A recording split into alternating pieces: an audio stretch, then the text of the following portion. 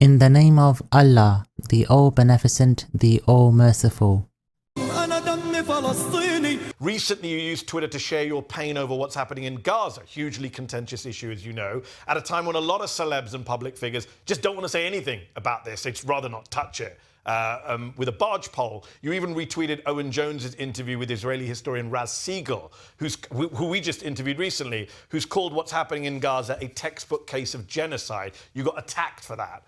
How would you describe what's happening in Gaza? What language would you use? It's the worst thing I've seen in my lifetime. I've seen so many images of children that, I've got no skin in this game. I'm not Muslim. I'm not Jewish. I'm not Israeli. I'm not Palestinian. So I see it, I think, purely from the outside, as from a neutral perspective.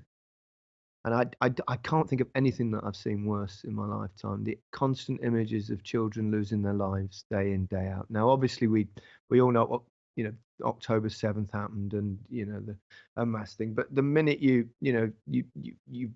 raise your voice against what they're now doing there, you get accused of being a supporter of Hamas, or all this kind of stuff. So there's a lot of heavy lobbying on people to be quiet. So I understand why most people refrain, but I'm getting on a bit now.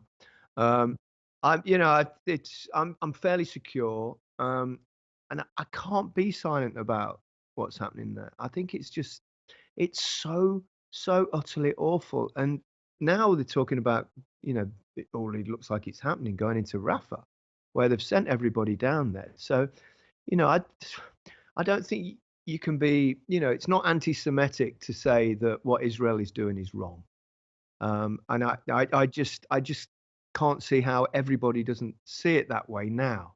For whatever the cause, whatever started it, and we all know that the history of this area of the world goes way before October the 7th. But it's truly dreadful what's happening, and I cry on a regular basis when I see certain images on social media.